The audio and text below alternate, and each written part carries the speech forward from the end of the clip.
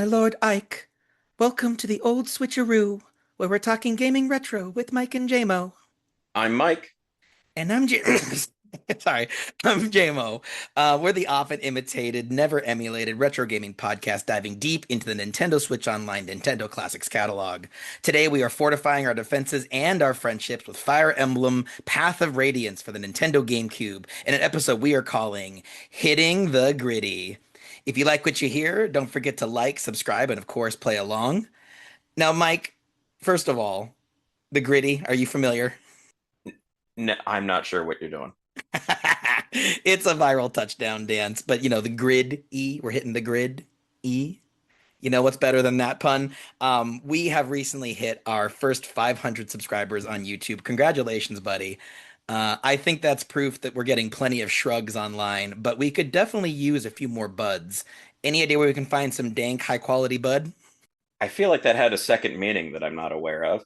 Um, but yeah, I am very pleased to welcome, I think, what will be our oldest guest feels rude, but most established guest, perhaps, Stiltskin from Shrugbuds on Twitch and YouTube.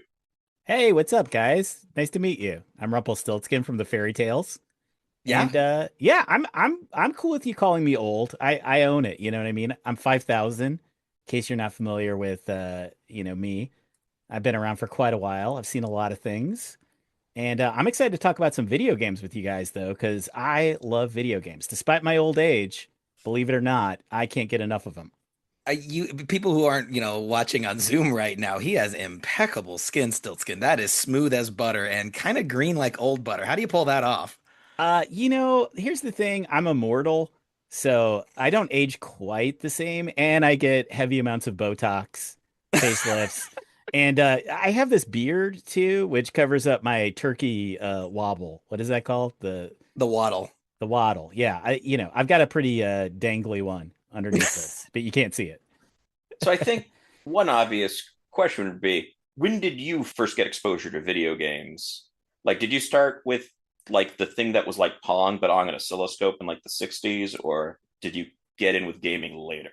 Well, look, I was aware of that stuff. I even spent a little bit of time in Russia, was running some schemes, and so I played some of those weird Soviet games from the 70s. But I didn't really get captivated by a video game until I saw the first Super Mario Brothers. And what drew me to it was the fact that about a small little guy who eats a mushroom and then gets to step on things. And I just liked that. I'm pretty tiny myself, so I really liked the idea of stomping on turtles, Goombas, whatnot. That just drew me right in. So like, yeah, I was like, I gotta check this out. I became obsessed with that stuff. I was a big Nintendo person. I This is true. I actually used to draw original Mario levels in a notebook just for fun. And at one point, I made a interactive, kind of dumb Mario game using a transparency, that kind of transparency clear paper. I put it over my TV, uh, and I created a little Mario that I would like jump over the levels that I drew on this transparency paper when I was just screwing around. So that was one of the earliest game memories I have. Was I would go over to my cousin's place and just play tons and tons of Nintendo, and it was a great time. That's how I know I've been teaching for a while because when I first started, I vividly remember having to take those transparencies and like wash them between classes. You know what I mean? Yeah, yeah. So the fact that I'm vibing with you, someone who's thousands of years old, does not make me feel exactly young. Well, when I got into games, though, it was funny because I had another cousin who was Sega obsessed. He bought every Sega system, even the Saturn. He had Sega CD. I think it was like the 32X, all of that stuff. And he was crazy about JRPGs. And one of the first games I remember really enjoying playing over there was Phantasy Star 2 and Mm. Shining Force 2. Like that was kind of my intro into the world of JRPGs. I know a lot of people it was Final Fantasy or Chrono Trigger or something like that, but my introduction was Shining Force and Phantasy Star. So since we're talking about Fire Emblem today, I think this is like appropriate to mention that that was kind of my gateway into the JRPG world was like these sort of, top-down strategy games with characters and tactical battles and stuff. I really love it. Yeah, and I think that's a perfect segue. So, guys, these mercenaries aren't going to accidentally get themselves killed. Are we ready for player phase start? Yeah. Yes. No, I worded that wrong, but that's what it says in this game. At the start of every turn, it says player phase start. So, Yeah. guys, let's march our way into Fire Emblem Path of Radiance for the Nintendo GameCube, released in 2005.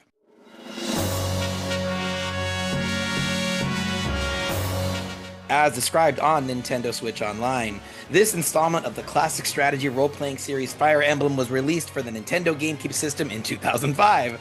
Fully voiced cutscenes and 3D maps accompany the return of the brutal battle system where your units are gone for good if they fall in a fight. On the continent of Teleus, two races, the human Bjork? Is that how you say it? Yeah, like Stiltskin? the singer. Bjork. The human Bjork and the half-human Laguz, which, by the way, I do not love that they're making me say half-human when the game makes it clear that that's a slur. Yeah, they do. They tell you. And they put that in the description, Stiltskin. Or wait, is it subhuman? Subhuman is the Whoa. slur, Whoa, right? we don't say the full S, Oh, okay? sorry. Just bleep that. Just bleep that. I didn't say it. The Bjork and half-human Laguz have built a history of strife, mistrust, and compromise. Now, sinister forces emerge from the shadows to pit the two groups against each other. Follow the protagonist Ike and a colorful cast of characters as this grand drama unfolds around them. Dark days are rising. Heck yeah.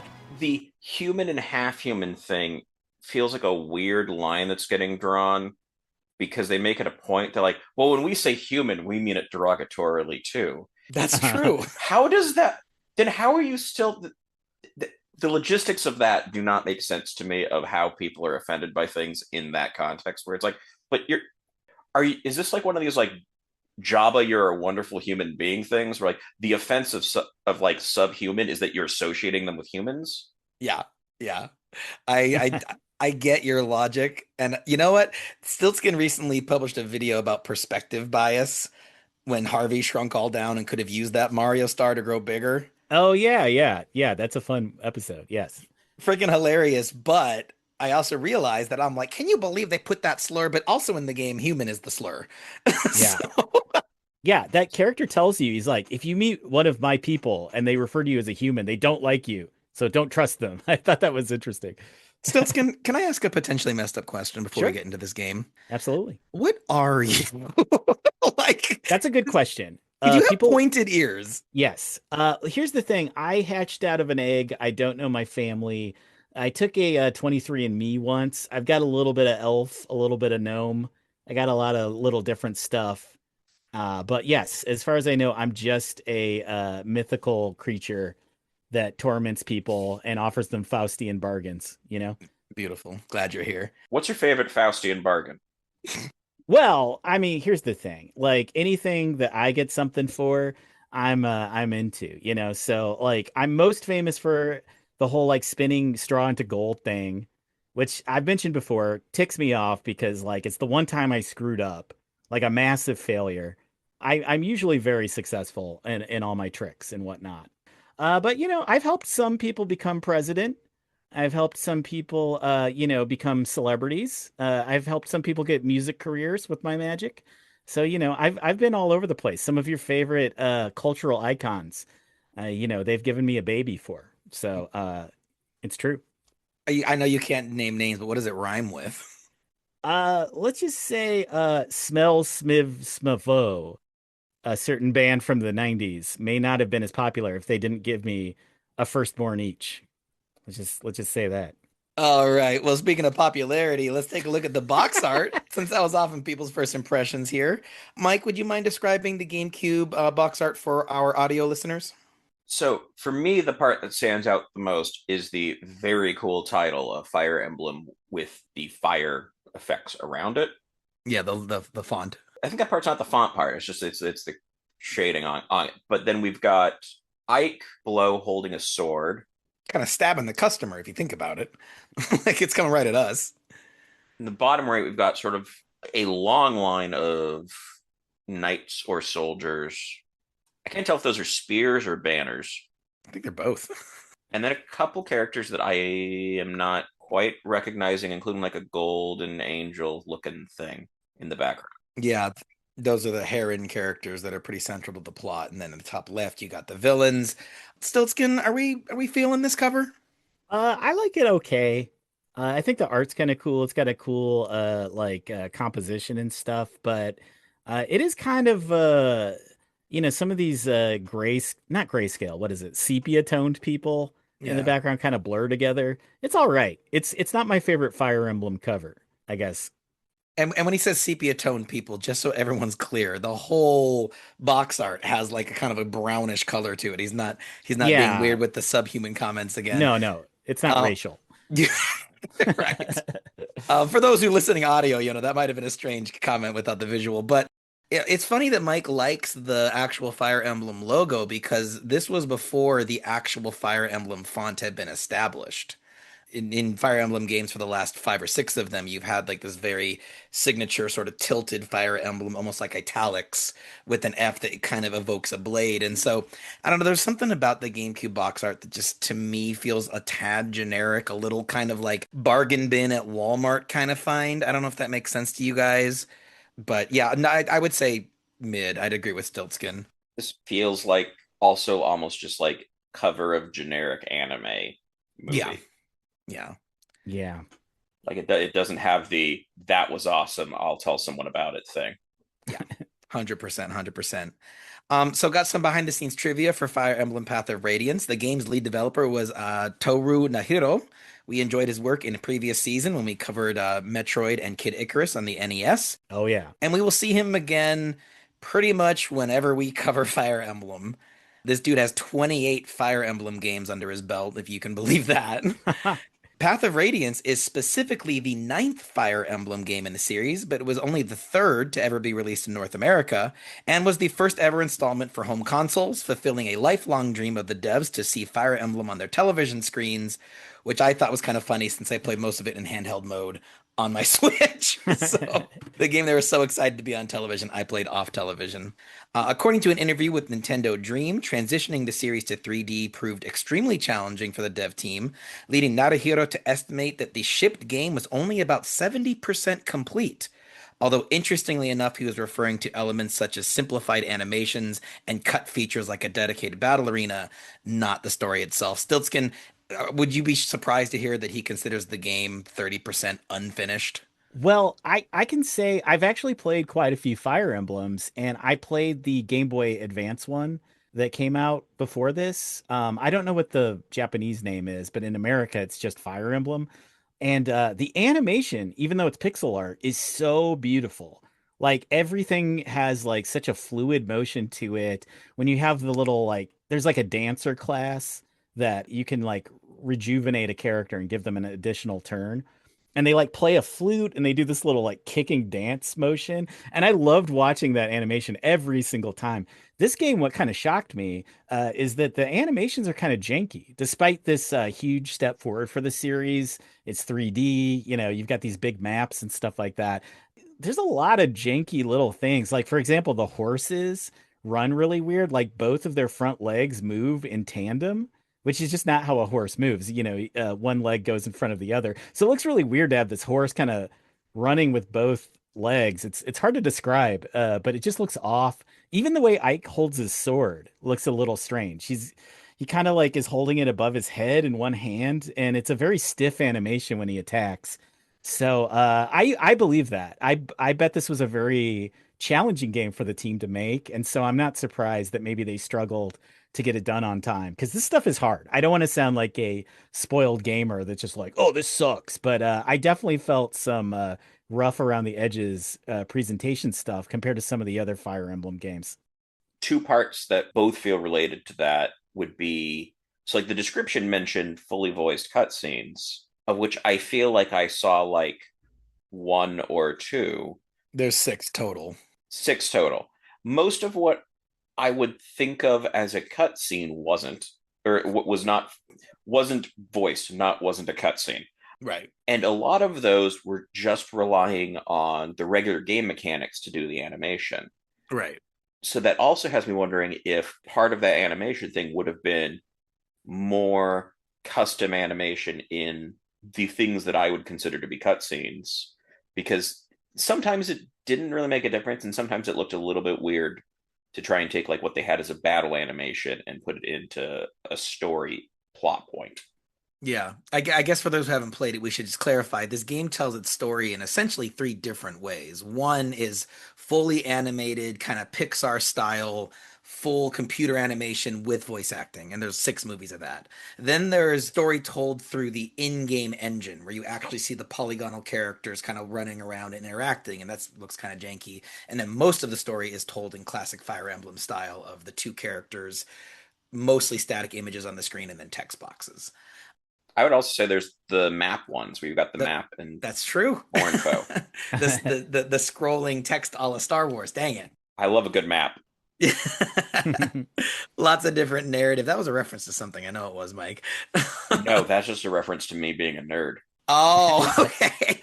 Wait, you guys are nerds? What am I doing here? I didn't know this Oh, was a nerd thing. Stiltskin. No, I'm kidding. Come on. You're I you're was, th yeah, thousands of years old. You used actual maps like that. I did. I did. Yeah, it was hard.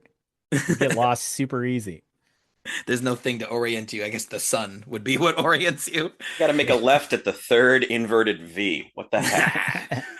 So, speaking of learning things, Path of Radiance offers a series of tutorial demonstrations hosted by Anna, a light-hearted redhead who is the closest thing the series has to a mascot, as she appears in some form or another in almost every single Fire Emblem game. She's essentially the only character to have a constant presence. Fans on Reddit have speculated that she is some form of multi-dimensional god, which would explain her ability to tease the player directly or make anachronistic references to aliens and The Simpsons. Mike, did you get to these jokes, Mike? I do not believe I did. Okay. I just thought they were cute. Like, game over, man, game over. I'm like, hey, Anna, I know what you're up to. I can say regarding Anna, I was shocked when we got to the shopkeeps. When you finally get a base later in the game, spoiler alert, you get access to shops. And I was like, oh, here comes Anna, because she's the merchant in so many of these games. And then you meet these new characters. There's like 4 merchants, I think. I was like, what? What? Wait, I thought she was going to show up. It was very shocking to me. So, Yeah, that would have been fun to kind of see her as the tutorial, and I guess that's her role in most Fire Emblems is as a merchant. yeah. And sometimes you can recruit her too. So she'll show up selling you things on the map. And then in some of them, if you talk to her enough, she'll be like, okay, I'll join. I So, got strangely attached to Anna because like it was really fun the way they did it. Like, the as I'm showing the boys on the video here, she'll be like, and that concludes the tutorial for, oh, wait a minute, I forgot something. Like it's very feels like you're actually talking to a person. And there's one point where she's like, hey, you got through that tutorial and you didn't get sleepy. Great job. And I was like, I felt seen, Anna. To make this point, to clarify how this game structures everything, because it's at least it's not the structure of a game I have played before. Is this is divided into chapters? You have a chunk of story where you don't do anything, and then you have a battle, and then you have a chunk of story that concludes it, and then it goes to a new chapter and begins again.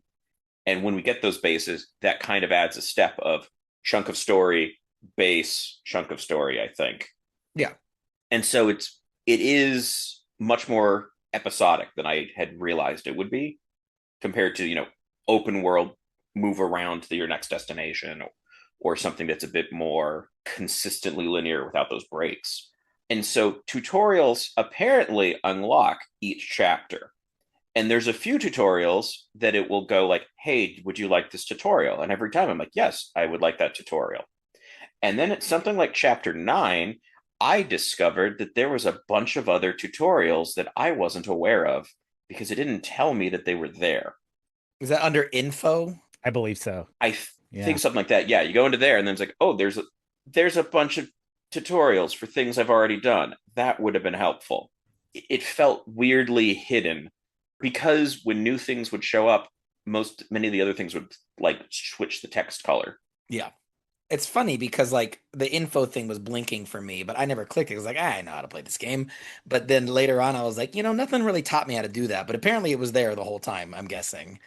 And so, last bit of trivia here, the foreign Serene's language spoken by the Heron characters isn't gibberish. Stiltskin, can you read Serene? I'm rusty. I'm pretty Okay. rusty on it. So there actually is a Rosetta Stone style key posted to serenesforest.net. And if you use this to translate the foreign text that appears behind the menus, it is a perfectly translated segment from Shakespeare's Hamlet. Doubt that the stars are fire, doubt that the sun does not move, doubt truth to be a liar, but never doubt I love. And I was like, that's in the menus hidden behind the options and sound test. Like, I mean, you've never really read Shakespeare until you've read it in the original Serene. there you go.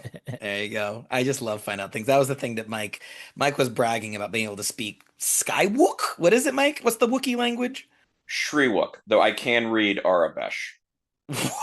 What is that? That is the Star Wars font that gets used. So it's mapping of the letters. So it's not Oh, its own wow. language, but it's different script. Oh, like on the screens they use? Yes. Interesting, interesting. All right, so before we get into the Joy pros and Joy cons, let's go over our history with the game and how far we've gotten. So, Stiltskin, you had said that Shining Force and Phantasy Star was sort of your on-ramp to Fire Emblem. What's your history with the series, and how far have you gotten in this game? Okay, well, I went crazy for these games around the 3DS era. I'm a huge JRPG guy, really into Atlas games, to fill in some of the gaps. I was into like Persona 1 and 2. I had that that one what is it called? The Persona 2 where you like create rumors on the internet. You get on message boards and it changes realities. So I was like into these really kind of like more esoteric JRPGs and stuff, but I kind of missed out on Fire Emblem. Did they make a Persona QAnon? It's close. It's Okay. Persona Q, but yes, yes. But like, I had been playing a lot of XCOM and things like that. XCOM is a huge strategy game for me. Really love that. And so Fire Emblem had always kind of been on my radar. And when they came to 3DS, I had one of those. So I was like, hell yeah. So I got Awakening and I got obsessed with that. You could make really funny like relationships. You know how you have the support conversations in this where if people like fight next to each other enough, you get these additional scenes. Well, if I remember correctly, in Awakenings, you can have a kid together. You can get like weird offsprings that come through a time portal from the future to the past and join your party. So I loved playing matchmaker like on top of all the strategy combat of like, okay, let's get the weirdest combinations we can. Like there's a country bumpkin character who wears a pot on his head like a hat. So I teamed him up with this fancy lady knight who is super tough and like, like a what is it, a royal person or whatever. And I liked seeing them get married. All that stuff was really fun. But I had never played this. I never had a GameCube. So going back to this game was really fun to kind of see where I think the series sort of like became modernized. As far as I know, this is the first one that had like support conversations and some of the base management stuff. It just seems like a huge step forward because a lot of the older Fire Emblems, you're like just on the map, most of the time having your interactions. And if you want to go to the store is like actually on the battle map and stuff like that. This feels like much more like a modern game of today's world. And so then, how far did you get playing this Oh, game for our show? I got about 10 hours because I'm playing on hard. So I only got 11 chapters done because what I discovered was that on hard mode, apparently they dump a ton more enemies onto the map. So some of these areas that I guess on regular mode and easy are kind of empty or whatever, they just like put 8 extra soldiers that you have to fight. And of course, you've got the quote unquote permadeath going, so you can't lose anybody. And I'm very OCD about this. I try to like play the perfect match, and I like to take my time with this stuff and really like think about my next move and everything. So I found some of these matches for me, I was really like, into it. I'm scratching my head. I'm like, okay. But I could spend like a full hour or so, on just like one fight, so it was definitely taking a lot more time. And I was trying to get as much of this done as possible, but I'm like, I don't want to rush it either because I'm really enjoying this. So yeah, I got maybe like, I'm guessing there's like what, 30 chapters or something. I think I got about a third, a little over a third in. Since we're going to talk about like plot stuff anyway, so we're not too worried about spoilers at this point. Like plot wise, what are you up to? We could talk about that stuff. I'm not Yeah. gonna ruin it. Okay, yeah, yeah. So Ike's dad died, and I know, right? And so some of the heavy hitters on your team leave, and he's struggling with becoming a leader. And then we meet the beast people, the subhumans, as they're called derogatorily. And so you're hanging out with them, and some of them join me up. And then I just saved a bunch of new recruits from like a prison where there's this weird guy who like it's kind of inferred he's like getting off on torturing people in a Yeah. way that's kind of unsavory. Like it feels like a little ninja scroll. But I just beat that All right. basically, and we're trying to help the princess Elnicia. What is her name? Elincia, Princess Alencia. Elincia. That's right. So that's where I left off. But you guys can talk about anything beyond that point because it's not exactly like the things that happen in this game are shocking, exactly plot development wise. So So, Mike, I'm gonna guess. Well, actually, I don't know. You've been chugging away at this, Mike. How far did you get? And I believe I'm correct in saying you'd never played a Fire Emblem before. I have not, which certainly meant the tactical element was pleasant to see from that was the part I liked about Shining Force when that Yeah, showed up. I was like, oh, I have like 10 people. We're not really limiting me here. you're right. So I had no experience with this as a franchise. I have no qualms on playing on the easiest setting. So I have gotten a little bit further than Stiltskin because the gist of this is one kingdom falls, the princess escaped that kingdom, and then it's you're trying to get her someplace safe. So Stiltskin is just at the point where you've gotten to the Beast Kingdom on that. I have gotten a few chapters later, which is where you basically get on a boat and get to another kingdom to hope that they will help. So I'm at like chapter like 14 or something. Yeah, you're about the halfway point. Yeah. About as much time as Stiltskin has in it, it sounds like, but I am playing on easy. So, Well, I also played on easy because to read the description of it, it seemed like it was just that easy is going to give you tutorials. And it says like, oh, if you don't want the tutorials, play on medium. I'm like, well, okay. So I also played on easy. I had not had a ton of Fire Emblem experience. I had messed around with the mobile iPhone version, Fire Emblem Heroes, but the gotcha mechanics in that are so aggressive that I was like, I don't want to devote a ton of time to that. I played Three Houses on the Switch, but then I loaned that to a friend who stopped hanging out with my friend group, so that's unfortunate. oh no, you got to get it back. That's a great game. I think I can get it back, but I don't know if I'm as tempted after playing this game. We'll get into that later, but there's some things that this game did that I wish Three Houses had done. But this is the first Fire Emblem game on which I ever locked in, as the kids would say.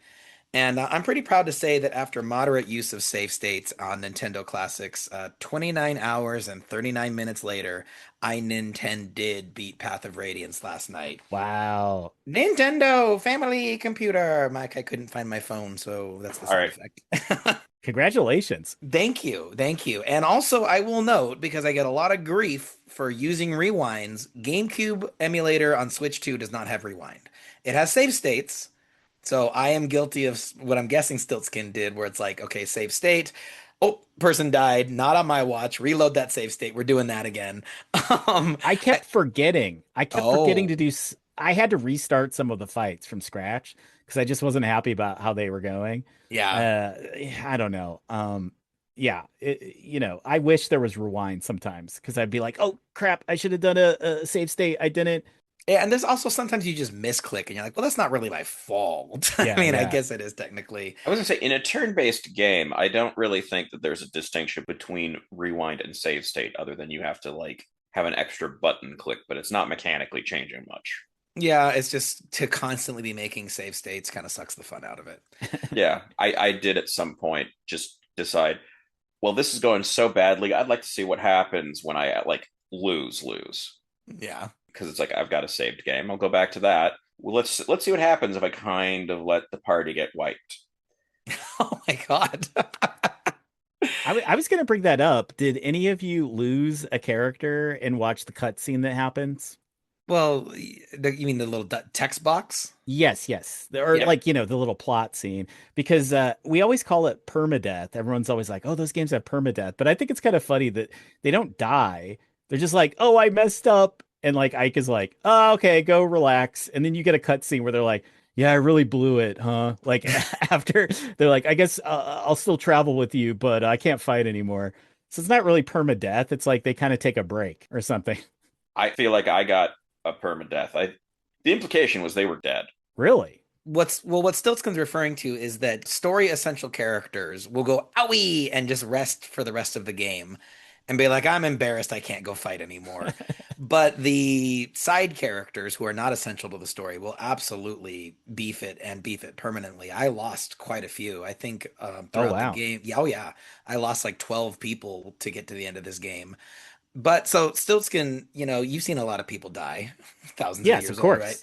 You've gone from the cup and ball, and out of all of the games to choose from, you chose Path of Radiance. So can you lead us on a discussion of the Joy pros? What do you like about this game that you haven't mentioned already?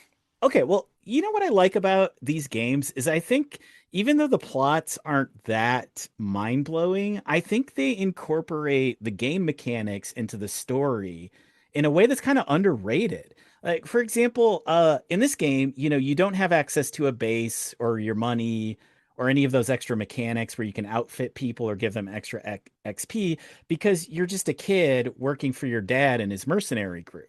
So I think for like the first like 8 missions or something, you're just kind of going along with the flow. And even though they let you command things and stuff like that, you're still kind of like not in charge. So when your dad dies and you get to take over, it's sort of like they introduce all these new game mechanics all at once. And I think that's really exciting and cool. And even for example, you've got those characters, I think his name was Shinon and Getry, the Gatry, yeah. yeah. There's like the heavy guy with the spear and the serious armor, and then a really good archer who can take serious damage and dish it out too. And so in the early going, when your characters are weaker, especially on hard, you kind of rely on those units to sort of carry the weaker ones and stuff. So when it got to the point where those characters quit because you're just a kid taking over the group, the mercenary group, and that actually hit me hard because I was like, well, fuck, I rely on those guys to get through missions. You know what I mean? I like that fusion of storytelling and strategy mechanics where something will happen in the story and it's like, oh, okay, I've got to play differently now. I think that's something that you don't always see in a lot of JRPGs or even some strategy games, where I think that the storytelling and the strategy stuff is a little bit more separated or something. And this is just so cool. I just like it. It's like every time you get one of these games, it's like you get a little anime series that you can like watch for 30 hours or something with tons of characters and like lots of little moments and side things and stuff and side adventures. It's just so rich that when you get a good Fire Emblem, it's easy to get sucked in. And that's what I love about these games. I do see your point with that sort of forcing you to rethink things because I think to me the bigger loss out of those two is losing an archer because I'm like that was my one range dude at that time. Yeah. And because the game gives a lot of options, it seems, in terms of who you're picking, and it has, I think this is the first game we've covered on the show that has character experience, but also has bonus experience that you can allocate how you want. Mhm. That really allowed me to go, oh, I need ranged because that works well with my play style. I am going to invest to make sure that I get ranged or characters upgrading in class, and you get to choose like what other weapon. I'm like, oh, I would like another person that can use a bow, please. Really, I just want everyone to have bows, Yeah. and that really did allow it to customize to how I wanted to play it, but in response to how it was pushing me to have to shift around. I think what's so cool about this game, and I would guess the whole series based on how Stiltskin is talking, is that I was so invested in these characters on multiple, and I mean that in multiple ways. One, I feel like all the characters are so well written. They feel very complex and like Soren, the little mage friend who Love like is Soren. yeah, and he's an a-hole, and everyone's like, "Hey, Soren, stop being such an a-hole," and he's like, "What? I'm just saying the facts." Like it kind of like reminded me of like a neurodivergent character who like doesn't understand why you can't just be completely honest. Shouldn't we all be complete? Is life or death? I'm going to tell you who is useless out there. Um, so my heart broke when Soren went down in battle, and I was so relieved when he went, "Ouchie, I'm gonna head back." Okay, good. You're still hanging around. I'm glad you didn't beef it permanently, Soren. But so then to have these characters that you get so attached to because of the writing being so good, and then they're out there on the battlefield and they're permanently dying, I felt a panic in my chest when the enemy AI, they're real a-holes in this game. They Oh will yes. they will zero in on every mistake you make. If you leave a gap in your defenses so they can run through and attack your healer, they are all going to do that. And you sit back going, please dodge, please dodge, please dodge, and praying that your paladin will make it through. And I can't think of any other RPG I've played where I got that level of emotional investment. Stiltskin, does it hit you in the feels? Yes, and I'm not trying to be gatekeepy or something, because I think anybody should play any game the way they want. But I do think at some point, if you like this, and once you have a Fire Emblem under your belt, go in on hard mode because that feeling you're describing gets amplified times 20. You become so protective of your people. You're just like, fuck, no.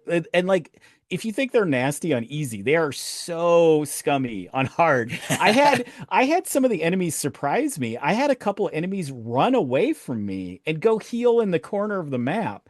And I'm like, you just get back here. That's so cowardly. But I love how selfish and real it is. It's like that's really what they should do. But that level of stress you feel, that emotional attachment, I think becomes even more extreme on the hard mode. And like when you have the victories, though, you also feel like, I really accomplished something. I got through. I didn't lose anybody. And Shannon's little check-in with you at the end where he's like, nobody died. That just feels really good to be like, okay, I got through. It's fine. Yeah. Titania carried us once again. Great. It wasn't from the first time I got one of those. Very early on was right when I lost someone. From then on, it just felt passive aggressive every time. I'd be like, yeah, no one died this time. And it was like, Yeah. Do you guys remember the first one you lost? Mine was Rolf, the little archer boy, and he's 10 if he's a day. Like he's not old at all, and so that one felt bad. He was like Mist's, your little sister's little friend from school. That's the first one I lost. Do you guys remember which ones? I lost his brother, the one with the axe. Boyd? Yeah. Yeah. Okay. Boyd, he's kind of a frontline character. But at the beginning, he's kind of squishy. He doesn't quite have the stats, and Yeah. of course, the leveling up system in these games can be very brutal because the stats that increase are completely random. And sometimes, one time I had a level up where no stats were increased, but that's something I won't re-roll. I know some people they sit there and they like re-roll a level up over and over again. I'm like, okay, I think that's cheating. That's too far. That's Yeah. too far. Yeah. But if I lose somebody on hard mode, I'm like, okay, I got to restart because I got to get through this with everybody in check because there are certain fights where you're like, I cannot survive without Boyd. I need a good axe guy to get me through the rest of the game. And if I don't have him, I'm screwed. So that really gets me invested in how the battles go in a special way. But yeah, Boyd was the guy that died the most for me, where I'd be like, oh god damn it, like I got because I Boyd. always have him out front, like I need him there. So That was partially all almost why I was like, well, that's happened, and I'm gonna just accept it because I was like, I don't know how to. I couldn't figure out how to utilize him right because it's like he is very squishy, and it's like, and he kept not doing much damage or missing, and some of it may have played differently if I'd found the guides at that point because there's some stuff that was explained to me. It's like, oh, I did not know I could be how to interpret the stats mm, that specifically because I somehow missed that those were adding new ones. Yeah. Boyd was the one that hurt the most for me because he's, I think, maybe the first or second person who ever joins your team. And in my playthrough, he made it to the second to last level of the game. And I was like, oh God, they got Boyd. And then what followed was like a series of three devastating losses. It was like Endgame when everyone starts turning to dust. And I'm just like, we have to make it through this. And we on and I try to beat every game for this show. So I was really under the wire. Like I was playing this thing a lot on the plane back from Indiana. I was up late at night being like, I gotta get it. In 30 hours, it was a lot, but I can't say I regret it in the slightest. When I lost Mist, that was when I just went like, okay, we're just gonna let this go as a party wipe because that feels like it's gonna be a big problem. Yeah, the most devastating loss for me was Racing. So it's still, I don't think you've gotten to. Have you gotten to the point where the Heron or Angel-like characters join? no, I have not. So one of them is really interesting tactically because they can do 0 damage, but their whole ability is to grant an extra turn to Ah, yeah. any unit you want. And they're Laguz, so when they turn into their animal form, it will grant an extra turn to every character around them. Whoa. Okay. Yeah, and it was huge. And when he went down, I was like, this game just got so much harder. Yeah. Um, but I freaking love I love how I think the battles are perfectly paced in that when someone goes down, you're like, well, this battle took 20 minutes. I'm not just gonna restart. I'm gonna eat that loss. Hmm. But also they're just long enough that it, like you said, it really feels like an accomplishment. You feel like you went through something when you survive and no one gets, devastated or even when people do. So I'm a big fan of the combat. So Stiltskin, you played other Fire Emblems. How does the actual combat compare? Well, I'm glad you mentioned that because I'm a little old school in that I prefer the weapons triangle. That's something they've kind of like simplified for newer games, not counting Fire Emblem Engage, which is kind of like a throwback fan service game or something. But I think starting with the 3DS, maybe I'm wrong. I can't remember when they lost it, but for Three Houses, it doesn't have the same impact anymore. Whereas to me, I like the almost chess-like element of this, where it's like, okay, I have a spear person here. They're going to be able to take those people coming at me because they've got a spear. I like knowing where to position my enemies based on what weapons they have and who's in attack range. So to me, that's such a huge part of the strategy that as much as I love Three Houses, I kind of like I'm a little like, God, bring the weapons triangle back, or at least give me the option to turn it on because I just really like that element to the combat. Yeah. And the fact that it plays so precisely on the grid, I think makes this feel way more fair and like you said, more like chess. Like I love how you click on any given enemy and it shows you exactly their range. Although screw the ballistas. Have you guys gotten to one of the levels where the enemy has ballistas that could shoot across the whole map? No, but I know what to expect there. That's Oh, it's it's the worst. You have brutal. to get to that ballista so fast too, Yeah. right? Yeah. Can you take it over in this game? No, but they're oh, Mike, can you? You're making a The, face. the guide, the training guide implied that you could, that Hmm. it's just whoever is there can use it. Dang it. I wish Because I'd that is tried really that. fun. It's like you're like at the beginning of the match, you're like, oh fuck, I got to get over there quick so I can get the ballista, and then I can use it on the enemy. That's pretty awesome. Ho ho The ho! Now I have a ballista. Exactly. Yeah, yeah. the best map of the game is this peak. You're fighting on the side of a mountain. And there's two paths up the mountain, and along the path, the narrow pathway, are enemies with boulders. And they will knock the boulder down the path, and it will roll, and it will take down anyone in its path and enemies in its path. Right? So there's that level of like, okay, I'm gonna hug the wall, okay, one at a time. But what's great is that once you get to the top, there's still enemies you need to defeat on the other path you didn't take. So you just knock the boulders. And it's like, I don't know if anyone ever played Escape from Fireball Island or whatever, that marble rolling game, my Strauss family favorite. It was so satisfying. So guys, of the levels you've played, any standouts, any standout battles that you thought were really interesting? Because I appreciate how they guided you within the story was a little. Stiltskin will reach this shortly, and he'll see the same stuff.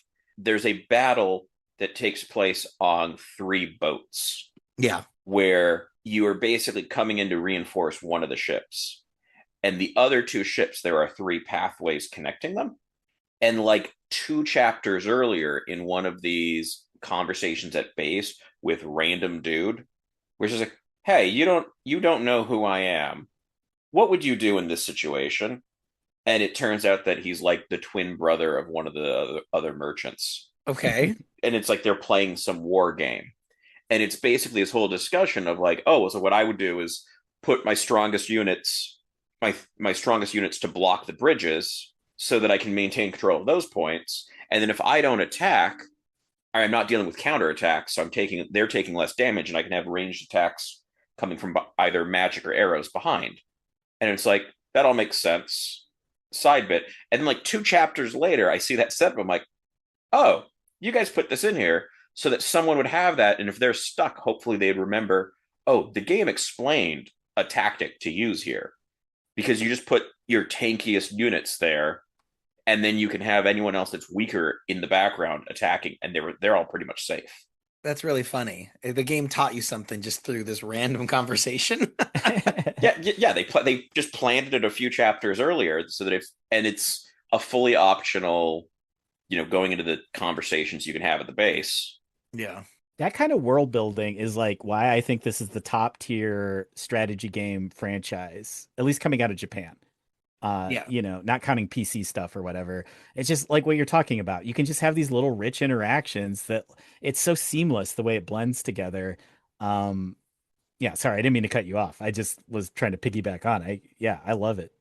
Well, and what I think is really special about this game is the number of ways that it kind of, like you said, sort of immerses you in it, and it's sort of seamless, and you almost don't really even notice it. And that continues to some of the more interesting encounters. There's a battle that is nigh unwinnable, but it's mentioned that one of your units was a childhood friend with the boss character. And so your unit is like, if I can just talk to him, maybe we can resolve this peacefully. And the whole game's theme is about how war is really terrible and violence isn't really necessary. And so if you can get that character to the boss character and you can talk to people on the battlefield, at any time you can have two allies talk to each other, and apparently in future games Stiltskin they want to have a baby if they talk to each other in the battle a Yes. lot. But that's everyone's favorite moment in the Marvel movie is like when Iron Man and Spider-Man look at each other and they say something snarky in the middle of a battle, and it's like hell yeah, you know. So you can also walk into open doors. There's little huts and houses and Yeah. rooms in the castle, and who you send into the private domicile affects what happens inside. So like if you're in a town that's known to be racist, don't send your Laguz character because the person will not treat them nicely, and it's They just might like not give you an item. they might not Yeah. give you an item. Yeah. I met the grandfather of some random soldier I killed on the battlefield. And he like called out my character for like, you're the one who killed my son out there. I was like, oh my gosh. There are so many interesting interactions in the battles that really make this feel like a lived in world. It was interesting to be like for that talk feature also because the way that you can recruit people that way, Yeah. which actually leads me to wanting to ask the first time you see a unit that's not an enemy unit Hmm. is, I think, like there's a boat with pirates or something, and there's a one of those Pegasus units or something that comes in and has some dialogue with the pirate. Is that a recruitable character? Yes. But you needed to talk to her earlier. Oh, like on the battlefield? Yeah. I talked to her the first time and she didn't join. I was like, what the heck? And then she came back like 5 missions later or something. It was like, I've been looking for you. I'm here to help. You shot your shot. All right. I was curious because I had not found out how the talk thing really works at that point, and it wasn't until like chapters later. Because I think what had thrown me was the option to talk varies depending on which character, and so it can be that only only Ike has to go talk to this person because other people won't, or in some cases someone else can also have that conversation. Yeah, like when you're in the jail thing that I just did, I couldn't get the talk option to pop up for like a mounted unit or something that was in jail. And then I figured out you had to get the other mounted unit to talk to him. I'm like, how the heck was I supposed to know that? I just guessed. It's kind of silly, but I do like those little details. It really makes it feel real and more detailed. And I think that same one you mentioned with the Pegasus unit, it's hilarious that the pirates show up to raid on the top half of the map, and it's just like they've got a song that they sing or something. That was cracking me up. It's just I love those little details and flourishes. It really goes a long way. Um, Oh, just speaking of pros, things I like about this game specifically in the franchise in general is it's easy to take for granted how diverse these missions are.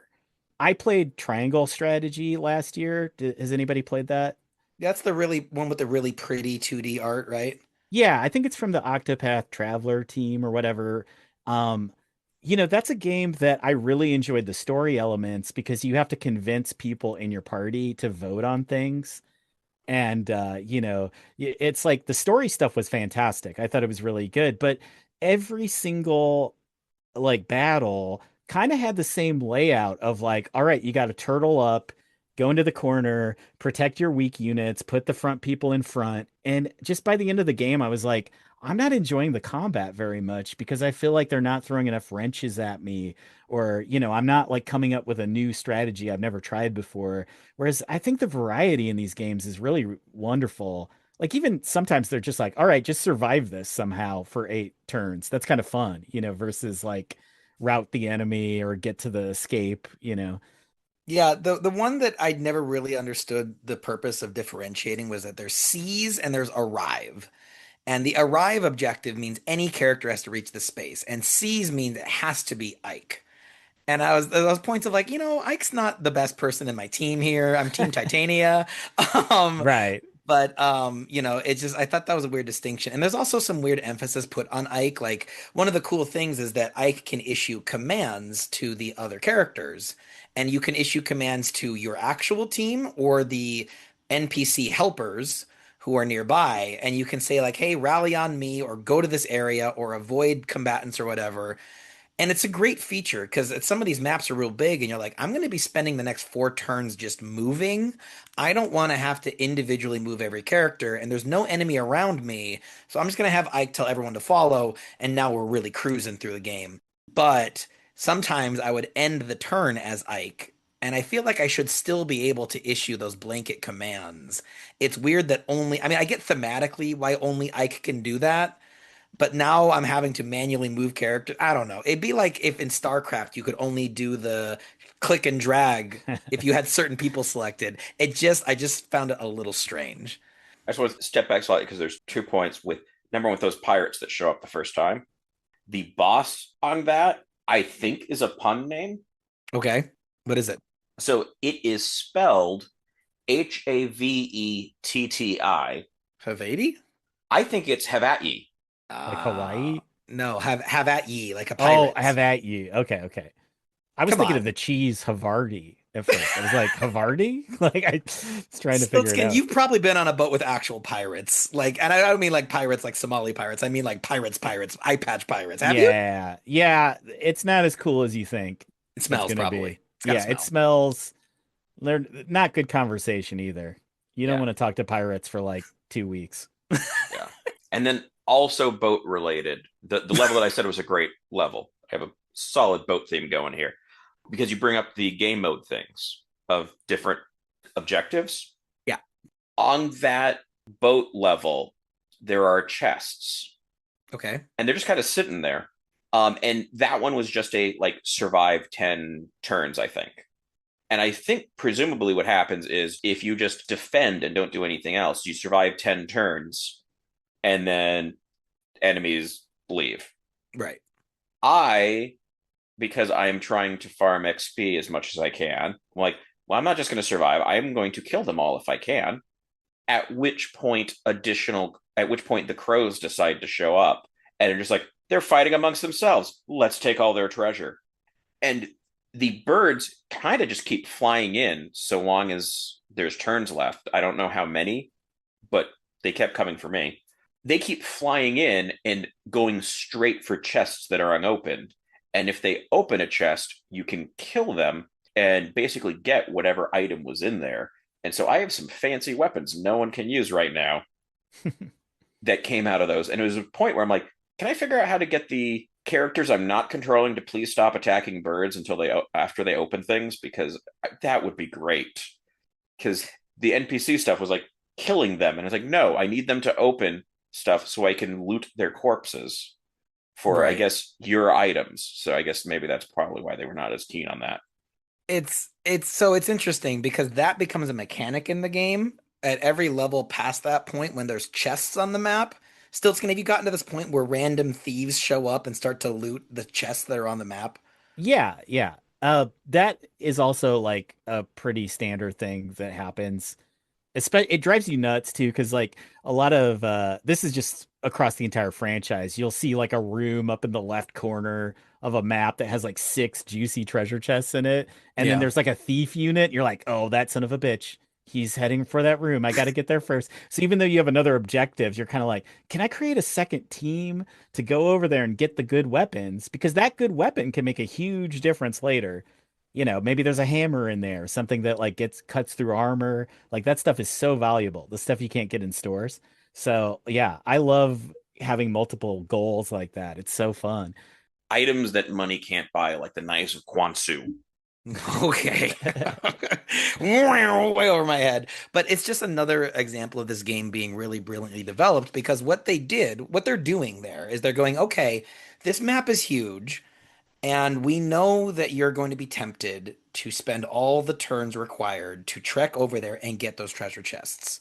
So the thieves appearing every time there's chests is basically saying, hey, there's a timer on these things. Yeah. So prioritize it or don't, but you don't get it both ways. And that's so good for pacing. It is a little weird thematically because the thieves are also considered enemy units. So it's like if you were watching Star Wars and there was like a little Star Wars stormtrooper like running around in the background stealing from the other stormtroopers.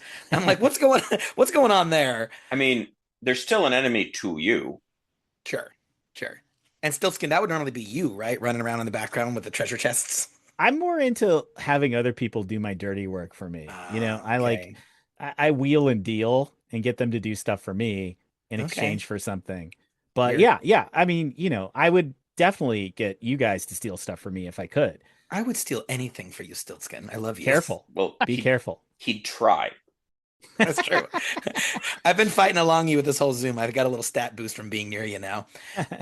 Okay, so you know what? We're having fun. This is a fun conversation, okay? Yeah. I'm gonna risk throwing cold water all over this thing. Okay? You ready? Uh-oh. You ready? Well, here's the thing. The story in this game is so freaking good. Okay? And I don't think I've ever played a game for this podcast where I'm like, oh, this is an important story. Like, there are moments in this plot line that feel like full on prescient, right? So I'm gonna read to you some plot points that happen later in the game, okay? Yeah.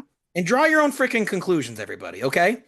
These are things that happens in the game. Immigrants are rounded up and left to rot in cages or put to work in grueling labor conditions with no regard for their safety, including children and veterans. That's in this game from Uh-huh. 2005. Veterans feels like a weird. Well, some of them are like from previous wars. You haven't gotten that far yet. I don't. No. I know. I meant. I felt that was a weird call out. Well, it's happened. Oh, I see what you're saying. It's like, oh, if it's veterans, it's extra. I don't know. I don't Yeah. know, So Mike. like including bakers. It's Mike, veterans are okay. Okay. How about this one, Mike? Ultra defensive nationalists police language and consider anyone who attempts to use inclusive language as a form of treason. Plot point in Path of Radiance. Warmongering narcissist becomes frustrated with a ragtag group of rebels and deliberately targets civilian infrastructure to discourage organized resistance. Said warmonger deliberately starts a war he knows is bad for his own people in order to distract from his real life interests. There are themes in here that I think are crucial to humanity. And I got emotional because I got so attached to these characters. And the fact that this book was dealing with the horrors of war and the scuzziness of politics and the, racism and slavery and so many hot button topics, I was like, I really respected it because I don't think Nintendo goes there very often with their games. You guys get what I'm saying? Yes, 100%. Okay. Yeah, these games are they're not like dark. It's not like I guess you would say grim dark, but it's mature. Hmm. Despite how like colorful and fun the cast is, there's usually like some stuff of real war in it and politics and things that come out of war and people being oppressed and fighting back and all that. So yeah, the games are usually there's usually a little bit of that to some degree. The previous game to this, the one on Game Boy Advance, is a little bit lighter. You get 3 different storylines in that, which is kind of interesting. But this definitely, I will say, having played that one, this feels like a huge step forward storytelling wise for the whole franchise. Like this, I felt like, oh, this is like a modern, like this is the Fire Emblem we know today has arrived in this game. So I was very impressed by that kind of quantum leap forward. I did think that there was an optimism with the idea that oh, well, the prejudices exist between the people, but those in charge are trying to overcome that. Yeah. When you get into the idea that, like, for the main human kingdom and the main animal kingdom, where it's like, no, the leaders are trying to move past this, and it's just the people are dragging their feet. And it's like, I like that optimism where, like, the people calling the shots are trying to make things better, because that feels not the same direction as now. Yeah.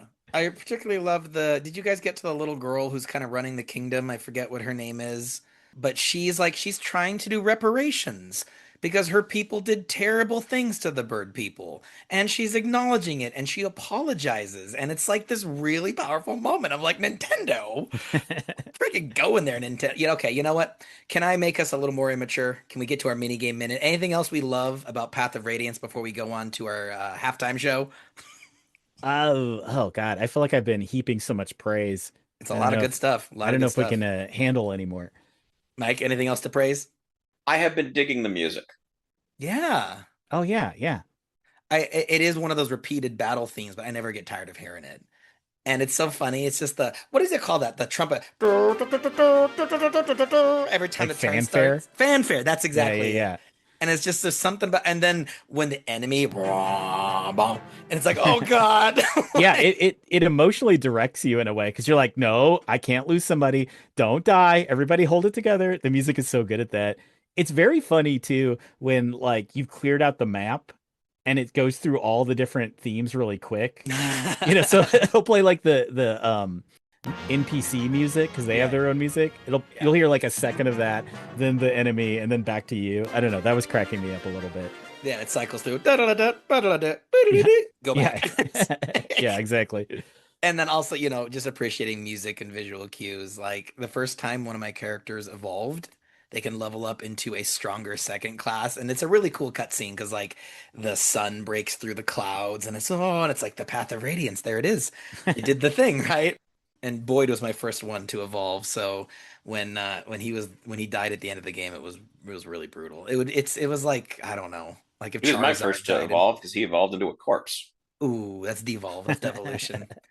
Evolve is just change. It doesn't have to be good change. Although That's I did appreciate that you were able to get things to advance a couple up on classes, which I just used for the healers because they're tough to level up. Yeah, 100%. Yeah, and then they could dodge better. Yeah. Not just dodge better. Mist, she goes up a class, gets a horse, Oh yeah. and that's just it. Wildly changed things. Well, she also gets a sword, but the cool thing with the horse is those units can do something and then move again. Yeah. And to have a healer that can heal and retreat, so awesome. Oh yeah. Yeah, and I loved all the little tactical things you had to consider because like Mike said, the horse characters can move, act, move. So you can hit and run or heal and run. But then you got the Laguz characters who are literally helpless half the battle. And then they'll Hulk out, they'll become their animal form, and they're some of the most powerful ones. But you got to preserve that unit until they can evolve again. The spellcast characters, being weak but having range attack. I mean, I guess that's not that unique. But there was just so many fun little elements to consider strategy wise. Something else to consider is our mini game minute for today. We're calling Clash or Pass. Where we are going to just because okay, look, we're gonna say the thing. Okay, I'll say the thing. I have the most to lose. I'm a public school teacher. All of the Fire Emblem characters are insanely attractive. Like they are, Waifus for miles. and husboo foos or whatever you call those, hus Right, material. right. Like they're handsome and likable and stylish. So I originally envisioned this game with all 45 characters, and before the show, Mike is like, "You maniac, just pick like a handful, you horny devil." So we're gonna discuss whether these characters are Clash or Pass, and Stiltskin and I are gonna weigh in, and then if there's a tie, Mike, we'll send it to the Discord. That sounds reasonable. Okay. I don't know how you want to play this. Okay. So Clash or Pass. Pass means no interest. Clash means you'd like to lock swords with Lock swords. I see. for some of them anyway. You'd like to clash if you know what I mean. Okay, starting off with my favorite, my number one, because when you beat this game, it's actually kind of fun. They rank all of your fighters in terms of how successful they were. Love that. So with 166 kills, my number one waifu, Titania the Knight. Clash or pass, the suit of armor must be included. Stiltskin? Oh, absolutely, Clash. I mean, this is like the ideal woman. She can defend you. She seems very tall. That's a important thing to me since I'm so small. Me too. I would like her to like reach things from a top shelf. So helpful. I feel like I could go anywhere with her, and if people tried to start things, I could like mouth off and be like, "Yeah, and my wife will take care of this." So like she's perfect. She's perfect. And I will say, as a short man who's married to a tall woman, it's interesting because she accuses me of short privilege sometimes because like it's like Tupperware on the bottom shelf, and like it's difficult for her. You know what I mean? All right. How about next up? We got Leith. How do you say this one, Stiltskin? Leith or Laith, I the cat left. I girl. don't know. Leith. I Clash or pass? well, I'm allergic to cats, so I'm gonna say no. I'm gonna say Okay. pass. Oh, Because I'd just be sneezing. I get it. My nose is already red enough. You know what I mean? So I think I'd be even worse off in her presence. Nothing personal against her. Yeah, you sneezing is a bad recipe. Yeah. I'm gonna and look, I'm not being all Derek here, okay? But I'm gonna say Clash because her tension with Ike in the later dialogue is palpable. Like they have a whole thing about, oh, I'd love to spar with you, and like you think you can keep up. And I was like, oh my God. Like there's some subtext, there's some future babies coming through. Okay. That character is written like that one anime character in every anime that seems to hate the main character, but not really. It's just like that's their form of Well, like that yeah, archetype. sure, but there is also genuine, satisfying storytelling when characters start at each other's throats, and by the end of the game, they're very close. It's like that's a satisfying feeling. It's like a screwball comedy, but it's a cat person. All right, so Stiltskin, Shinon the Sniper, beautiful anime, long hair boy. Well, I'm split on this because looks wise, Clash, but he's kind of a jerk. He This is kind guy, of a he's jerk. he's kind of a jerk. So I think overall I'm gonna pass because I'm not that superficial. I need the full package here, so I'm gonna pass. Yeah, I also wouldn't want his full package.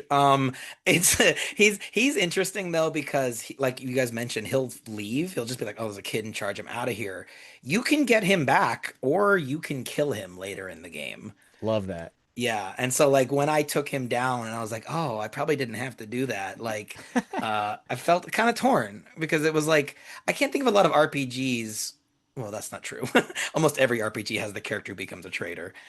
Okay, this is the King of the Lions, and his name is Gifram? Is that right? Uh, Uh, Gifram, Gifraim. Gifram, uh, Gifram, the Lion King. What do you say, Stiltskin? Clash or pass? He looks too much like Adam Driver. I'm gonna pass. He's just something a little Adam Drivery about him. Nothing against Yeah, Adam Driver as an actor. Just he seems like an intense guy. That's not the Lion King. sorry, sorry. This is the Lion King's like second in command, like his go-to guy. Okay, next, Patrine, the one of the four writers. Stiltskin. Yeah, yeah, yeah. She could beat me up. Sure. I feel I feel intimidated. So it's a clash. There's some step on me, mommy vibes with A Patrine for little sure. bit, yeah, a little bit. Does she have heels? She does. Okay. Mike, you want to weigh in on this one, big guy? That just doesn't heels never seem practical, but like extra not practical in a fighter. That's all. Yeah, she's got some cool swagger. And then finally, Oliver.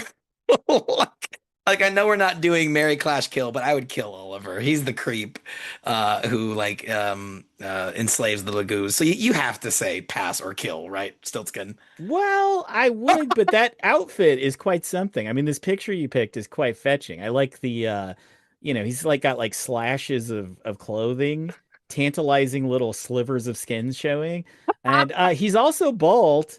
And I think that Hey, as a fellow bald guy, I think bald men don't often get appreciated as much as they can. So I'm going to be a contrarian here and go Clash. Oh God. Okay, but he's like on the list, Stiltskin. Like this was a I could fix him. Okay. No, no, no. No, I probably would pass, honestly, like if I'm being more truthful, but I just wanted to kind of, throw a wrench in the works here. I appreciate that. Well, you know what else throws a wrench in the works? Are Joy-Con. Uh-oh.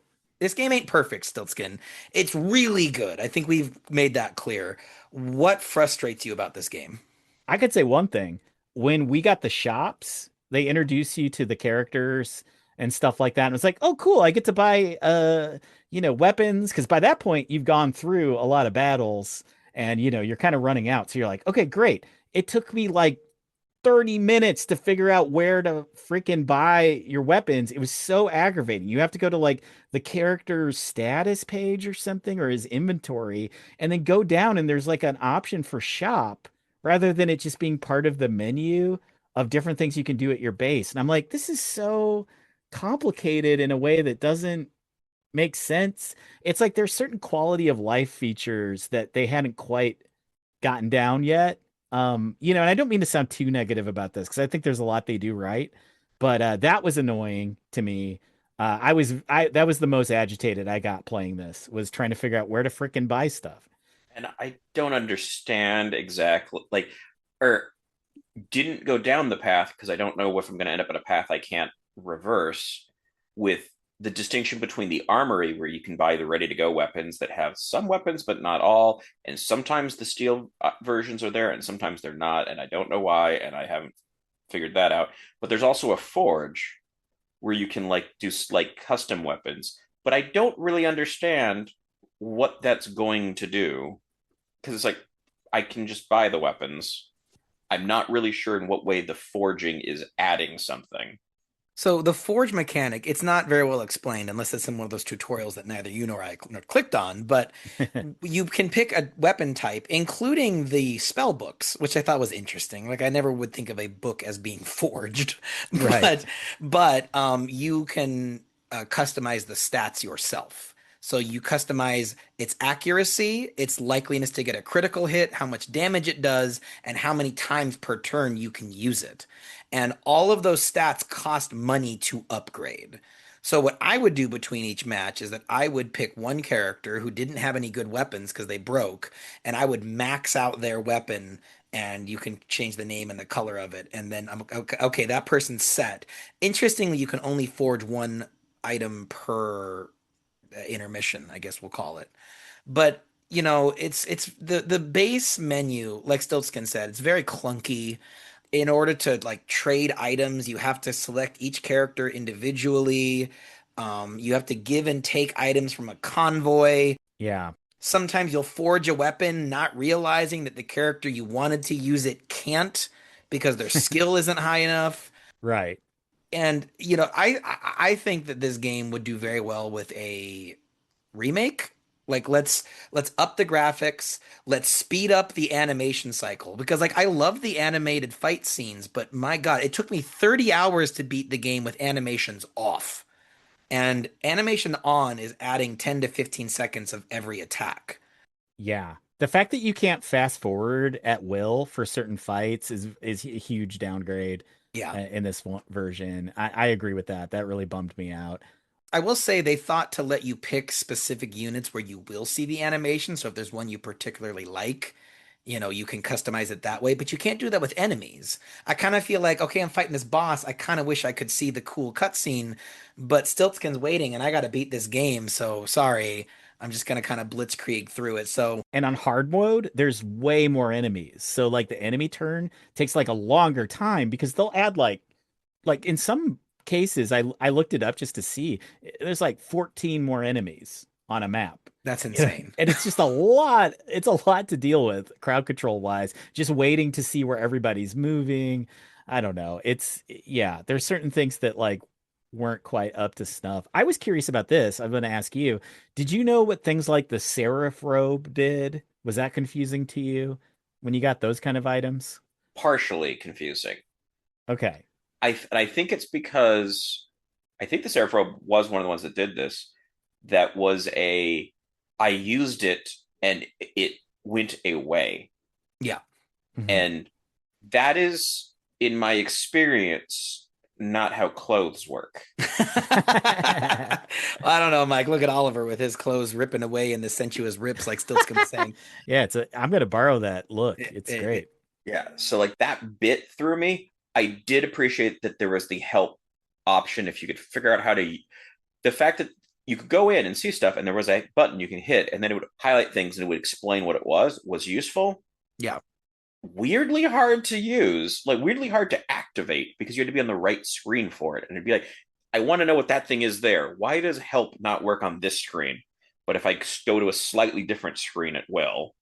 But it was still weird to have, or it was counterintuitive to have that robe like be a consumable. I thought it was an equipable Yeah. because it's a freaking robe, and I don't like I'd used the help thing, so like I don't feel like that was conveyed and should have been. Yeah, that's just one example of kind of a standard thing. It's like you just know what that item it does if you've played other games. But I was surprised that there was no tutorial. There's no like, oh, use this to make to boost this stat from your character. There's none of that. It's just sort of like you get these weird items like, oh, the statue piece, and you're like, what does this do? I was wondering if that was like intimidating for someone who hasn't played these games as much or whatever. It would have been if I hadn't realized that I could use the help thing. And then it just turned into that problem where like I'm afraid to use items because I hoard all items till the end because what if I need it later for something else? But it's so much better that, and granted, part of it's because this is 2005 and not a decade earlier with some of the other things. That it had that kind of a help option and it would explain what things were. So most of it was like, oh, I got a gem. What do I do with that? Oh, you can just sell this for money. It's like, all right then. Yeah, but it's interesting though, because it's not always honest. Because if you look at the description for a coin says sell it for money. And you get 1 gold. And you're like, thanks for wasting my time, game. But Mike, if you take the coins and you try to forge with them, your weapons will get special attributes. And there's all kinds of little things to learn about the game that I think is kind of neat. I like games that don't tell you everything and invite that kind of level of discovery. But there's a right and a wrong way to do that. This game on Nintendo Classics has Game Boy Advance functionality.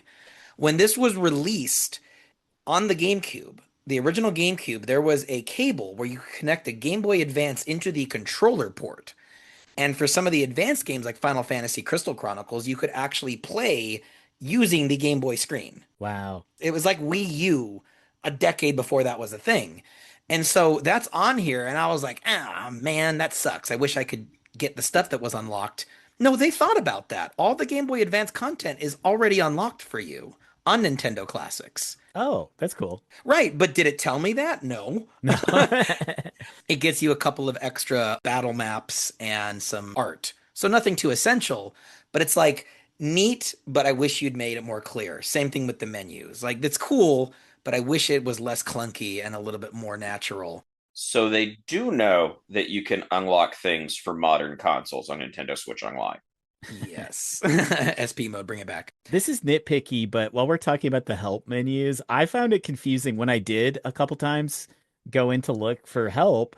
It was like organized by the chapter in which you get the new mechanic rather than like, oh, this is all stuff pertaining to battle. This is stuff pertaining to leveling up.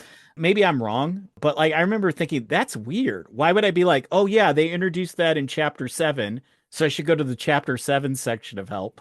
Like I just there were a couple times where I really like spent time being like, where do I learn about the thing I want to research? Maybe there was a better way to do it, but There was another sort to it that I think the default is by chapter, which was more useful for like someone like me who at a certain point was like, now that I know it exists, I'm checking every chapter. What new things am I being told about? But I thought it might have just been alphabetical, but there was like another sort option somewhere. I see. Yeah. I just thought the chapter thing was baffling a little bit to be like, wait, I don't remember what map you introduced that on. Like, I'm just trying to, in the middle of a fight, look up something. Okay, cool. I think it You was know, more useful for my going along because after the like hour I had of I'm just going to sit and go through tutorials now that I've found a bunch that I've missed was I can imagine someone like every couple chapters be like, have I missed anything new? hmm Rather than I don't need most of these, I need to find one. then it's less ideal. It is funny though the way Stiltskin describes it though, because that'd be like if in order to Google information, you'd be like, "What grade did I learn that in?" That was a fifth grade, right? Like, let me go to five grade. The clunkiest thing of all though is the voice acting in the cutscenes. Uh-huh. It is, woo, it is bad, and there is no option to go to the original Japanese, at least as far as I could find. So really cool animation on the cutscenes, but man, if those dubs don't ruin it. Are you with me, Stiltskin? Yeah, I'm a anti-dub guy. I'm a subs guy all the way.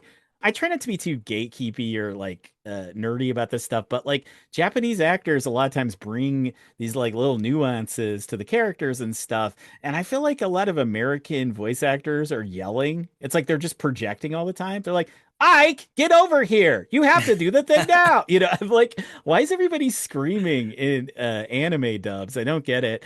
And some dubs are better than others. I'm not, if you watch stuff with dubs, that's fine. But like for me, it drives me nuts. And this was one of the worst examples of that, in my opinion. I just was like, oh man, these moments, especially like when your dad dies, Ike's dad, it's sort of like, oh, that scene was really corny. Like it Dad, really undercut. no. Yeah, it undercuts a lot of the drama in ways that were kind of a bummer. Yeah. I don't even remember that being voiced.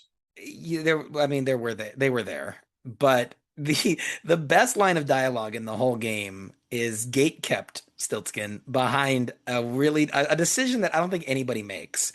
So without going into actual plot specifics, before the last level, Princess Alincia, right? She gives a rousing speech to the troops, and one of your friends is like, "Hey, Ike, you should give a speech." And you have two choices: give a speech or don't. And if you give a speech, it's okay. It's kind of clunky. It's like, hey, nobody die on me. You all have parents. Don't make them sad. Live, right? And I'm like, okay, low key motivating. But so I made a safe state and I was like, what happens if I don't give the speech? And it's hilarious because Ike goes, no, I'm not going up there. And your sister's like, come on, Ike. And he's like, no. And she's like, you're being boring. And Mike, I thought you'd appreciate this. Ike goes, I'm perfectly happy being boring. Come on, we're going. And it's just, I'm like, that's a much more memorable character moment that I kind of wish they had just left in, you know? They left it in. Well, sure. Yeah. If I decide to play like Mike would probably be playing. But so again, without giving away anything, because like I get the sense that Mike might play this more and Stiltskin probably will too. I'm gonna finish it. Yeah. So this game's story is painfully unfinished. It is like across the Spider-Verse territory where you're like, I liked that, but you are directly acknowledging that there is more story and you are rubbing it in my face. So I'm let down. Interesting. Now, I do know Radiant Dawn on the Wii is a direct sequel to this. Oh, So I'm sure we'll get Wii games at some point on Nintendo Classics if they keep this going. So I'm very excited to see what happens with the story, but also 30 hours and then getting blue balled on the ending. It's kind of like, this doesn't sit well. For 30 hours of my time, Stiltskin, I want some closure. You feel me? yes, no, I agree. And it's funny because I think a lot of the other games have very satisfying endings. Not to keep talking about that Game Boy Advance one, but one of the weird things about the writing in that is that you are the strategist in the game. So you're part of the party, you yourself. So the characters will break the fourth wall and talk to you. They're all like, I hope you can advise me in this battle. I really need help. So when you get to the end of a journey, like one of the campaigns or something, the characters will say goodbye directly to you, the player. And I found it so moving. I was like, they're like one of the characters is like, I hope we get to see each other again one day. And I'm like, I hope so too, but enjoy being queen of your kingdom now. Like it was so great. So that's kind of a bummer to hear that you don't get closure, but I'm glad I know at least, so I won't be shell shocked. I was fully expecting there to be like an extra mission or two after the credits. And when there wasn't, I went on Wikipedia. I was like, did I get the worst ending? Nope. It's just doesn't stick the landing. I'm sorry to say. There's one other thing that I did find frustrating with the decision on how this handles what you know. It's the intersection of what you know going into missions and the permadeath thing. And that is, you have the ability to choose what characters you have with you at a point when you don't really know what the level is going to do. 100%. And so, like, the example of this that I why I decided to find out what happens when the whole party gets wiped out was that rescue prisoners bit where you start off and you have the whole map out in one direction and you're just kind of like at an entry point. And it's like, okay, we're starting here. And there's kind of like don't get seen, which is like, that's obviously happening one way or the other. And so I have the standard healers are at the back, move in to start taking stuff out. And when they find out you're there, the enemy just shows up behind you and then just runs up and just like wipes out anyone weak in the back. And it was this thing where it's like, I would have started this differently if I knew that was going to happen, but now I'm locked into this sort of a situation. And the characters later on, it's like, okay, well, I picked the characters based off of just this first glimpse. And it wouldn't be as bad even if it was, okay, someone's down and I have one turn to revive them. But it's that thing that as soon as they hit 0, they're dead. Does kind of create this thing where it's like, this feels really frustrating that you're going to be real strict on this whole they're dead thing, but I have such a limited set of information. And I just kind of prefer to have a little bit more leeway to try to recover and re-strategize when I get that new thing, rather than to get just sort of hit from the side and just knocked before I kind of have an ability to rearrange things. I'll tell you what they should have done. They should have let you view the map for the next level so that you could at least be on the lookout for, ooh, enemies could come through that corridor. Or the most frustrating thing are all these chests. Well, half the levels don't have any treasure chests. And your treasure chest keys or door keys have to be held by a certain character. So I can't count the number of times that I started a level and, well, dang it, I didn't bring any of my chest keys. They're all sitting in convoy. I didn't bring the characters holding them. So that's why I never left the thief character, just stayed in my party permanently because I just got so sick of having to go back to Oh, that piece. yeah, you don't keep your thief in there. You're doing it right. You get rid of that guy. He's only there for special occasions. But I I agree that some of that stuff is frustrating, but I do think, and maybe I'm wrong, but I think you can switch your party members out at the map screen, right? You can do it at the map screen, but not like Not mid battle. yeah, not when like Yeah, we're a turn in, surprise, we've changed the goals. right, Yeah. right. It's that part, which I get story wise, but then is much more unforgiving because of the whole death thing. Yes, yeah. I mean, I can't tell if I'm just like Stockholm syndrome strategy RPG player, but I'm like I kind of like that it's just like, okay, bring your core people that you know you can use in like any situation, and then it's like the fancy stuff as if you see chess or whatever. But those surprises, they definitely do shock you. You know what I mean? It's definitely like something where you're like, "Oh no, I didn't expect that to happen." Yeah. There's an XCOM meme that I think is like the perfect encapsulation of what I like about strategy games, which is like the mode of like step one is like, haha, I'm a genius with that move. And then the second panel is a guy going, oh no. Like it's like that's the cycle of playing a strategy game, I think. It's like you're like, oh, I'm prepared. Oh wait, I'm not prepared. So yeah. I think if you had like the chess part doesn't even worry as much because I'm like, okay, there's a little bit of distance to work on that. It's where, well, now the problem's here and I don't have a turn between it showing up and it killing someone. Yeah. Yeah. Yeah. The blitz part of that was the part that was the more frustrating thing. Yeah, totally. I could see that. But I think there's something to be said for the odds being against you and you persevere. I love when a game doesn't feel fair, but then you get that endorphin rush of winning anyway. So, yep, totally feel you. And like I said, there's a couple levels where that was really annoying, and most of the levels went much better. Where it was like, okay, no, we switch things up. I can readjust. It was just a couple where like it didn't feel like there was the room to do so, and it mattered more because of the permadeath. I feel you. Yeah. Anything else to complain about the game before we go to our verdict? Yeah, I feel like I've said my piece. Like, There is one other thing that I find frustrating because it doesn't feel intuitive. It's not really in the manual. And it takes a while to sort out at all. Is so you've got the weapons categories as far as like the weapons triangle and stuff. Great, but then it throws a bunch of other things that I have no intuition as to what the heck those are. It's lance versus axe versus sword, right. and then it does stuff like this guy has a hammer. Yeah, yeah. This one's a javelin. I'm like, I don't know. Like, I was not around in the Middle Ages and learned this as like part of training. I don't know. what a javelin counts as categorically. Yeah, Stiltskin, is that accurate? Are swords better against axes? Yes, 100%. And if a guy runs at you with armor, if you have a hammer, you've got him beat. You got them So, locked. no, I do feel you on that because I was thinking that if you haven't played this game, you might not know to give like Boyd the hammer and then put him at the front. He's gonna mow down like the heavy armor dudes with the spears. But if he doesn't have that, he's gonna get his clock cleaned. They don't really like come out with that unless it's in the many hours of tutorials that you're just supposed to peruse at your leisure. Uh, I don't know. But yeah, I was wondering about that, like how friendly this was, because I was surprised at how it doesn't hold your hand for some of the major important little pieces of information you need to succeed at the game. Yeah, using the hammer in that way was not covered, which probably explains his being dead. Right. Yeah, and so there was some stuff like that, or I still really don't feel like I understand conceptually what the game or like how it's functioning within the gameplay, the special weapons that you get. Like the fire lance and things like that. Yeah, I was thinking, you get this, I got the sword that is good against the animal people, Yeah. and it's like this is very helpful. Can I have another one of these somehow?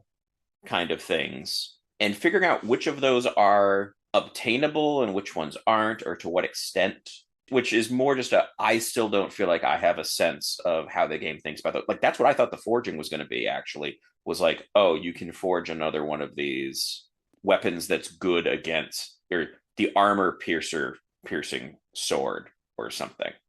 Yeah, I think that's what you use the coins for when you forge. It adds the special attributes. But again, game didn't make that clear.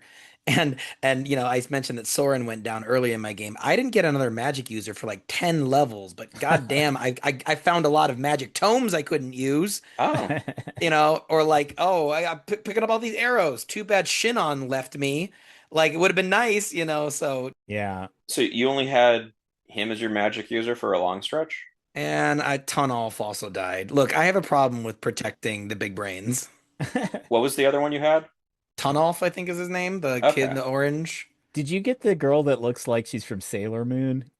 The girl that looks like The she's from magical girl with the short skirt mage character. She was good. Ileana. Yeah. Yeah.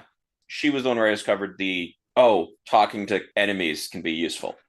Yes, Oh, yeah, yes. yeah, yeah. Yeah. And I think I kind of wish that there was something that would at least let you know who you needed to get them to talk to in cases of just like, oh, this person's got this enemy has a name. Right. Someone can talk to them probably. Yeah, I think there's some things that like because this is what the 10th game in the series or something, and yet in America there had only been three that came out here, right? So I think there's some things that the Japanese team is just like, oh, they've all played Fire Emblem before, they know this stuff, they don't need to. I was definitely feeling some of that. The 10 in Japan, 3 here thing, that's like because we're not on metric, right?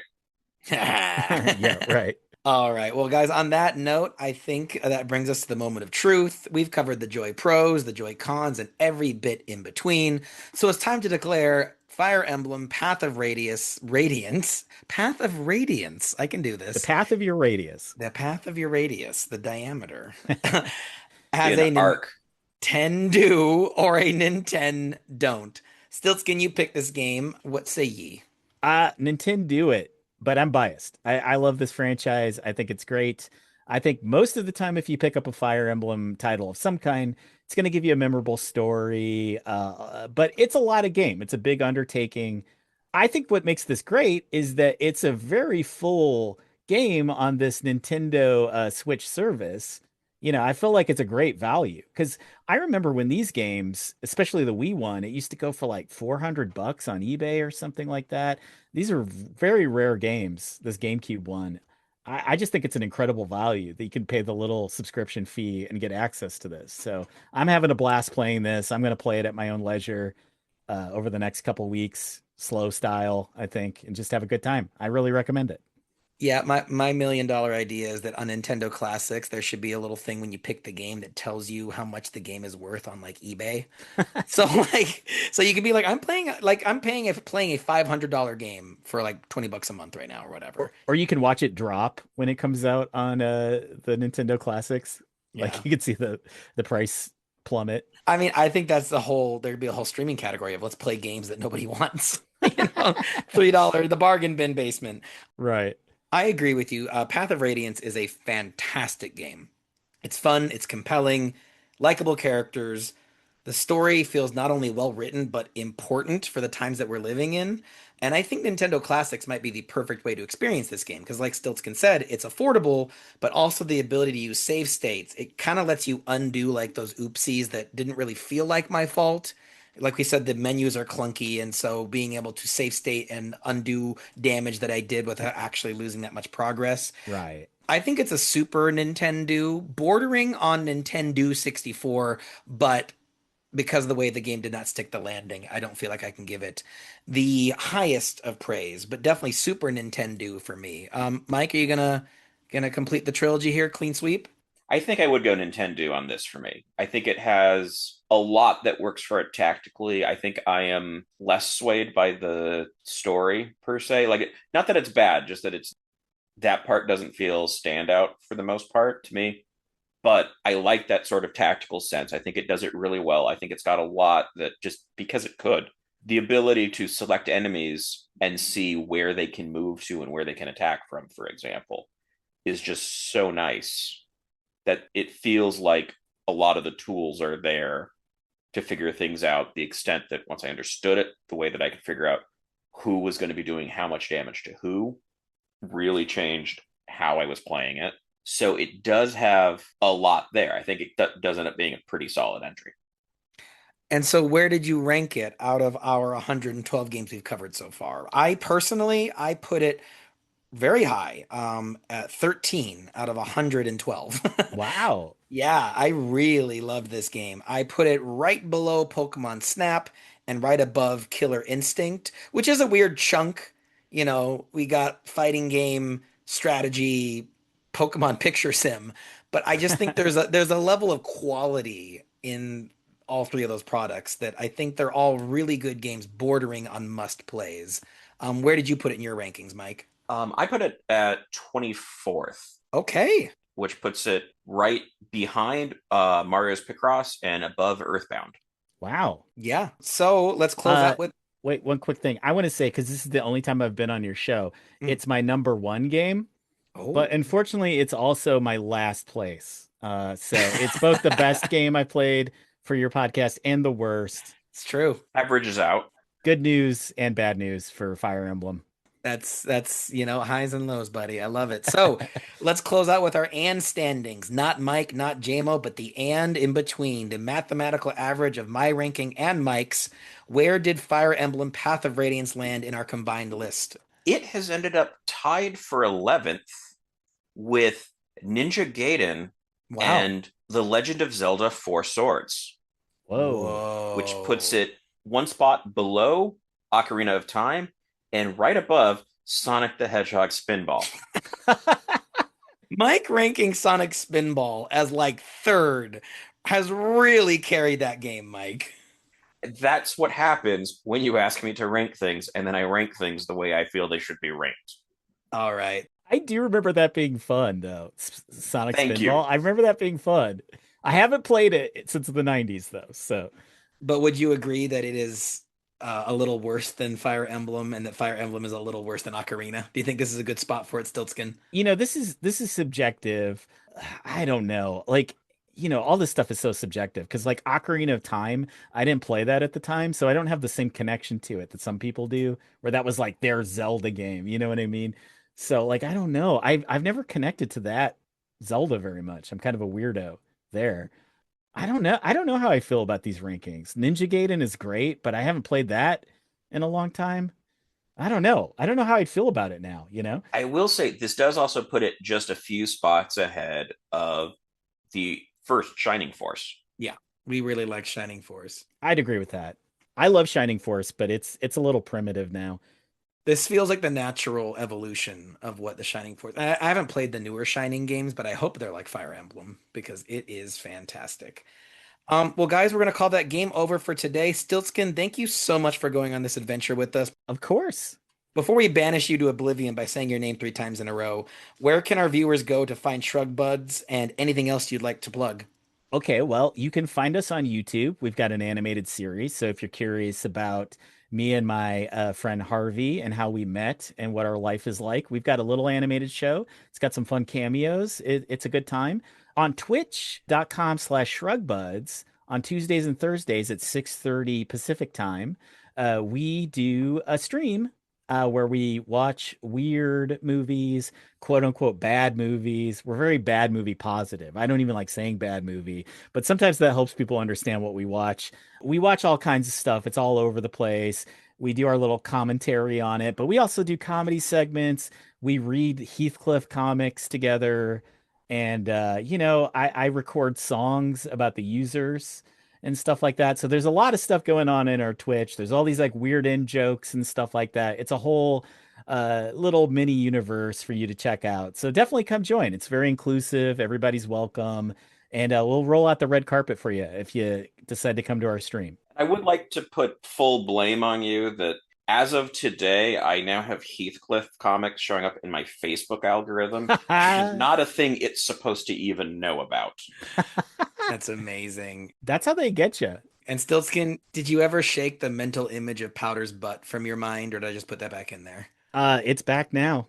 I honestly I think the most disturbing thing in that movie is Jeff Goldblum as the teacher coming back to Powder after the electrical event. He's like, Powder, I had the best sex of my life after you electrocuted me or whatever. And you're like, what? That's your teacher, dude. Why is he telling you that? And then like he's kind of like, Powder, nobody touches you, do they? And I'm like, what? And then he Well, just like rubs Powder's head like affectionately. I'm like, what the fuck is going on? I feel like that kind of flies under the radar of inappropriate powder scenes, but that's the thing that haunts me the most for some reason. well, it's a Victor Salva movie, so there you go. Ugh, ugh. All right. Guys, now that we've totally Now left a we bad left on that note. yeah, bad taste in your mouth here. Guys, this has been NE excellent. Everyone join us next time when we're going to be double teaming Double Dragon for the NES. Oh, hell yeah. Yeah, it's going to be good. You're going to listen, aren't you, I Stiltskin? will. I will. I love being on the show. It's fun. You got time. You live thousands of years. You got time. Yeah. Also, don't forget to visit www.theoldswitcharoo.com, where you can find links to our Spotify, Discord, YouTube, TikTok, and all the social medias you can shake a joystick at. Big thanks to Crystal Fields for our incredible intro song. And please, dear listener, don't forget to like and subscribe. Every click means a lot, and you mean a lot to us. Until next time, this has been the Old Switcheroo, where we've been talking gaming retro with Mike and Jaymo. I've been Mike. And I've been Jaymo. Game on, everyone.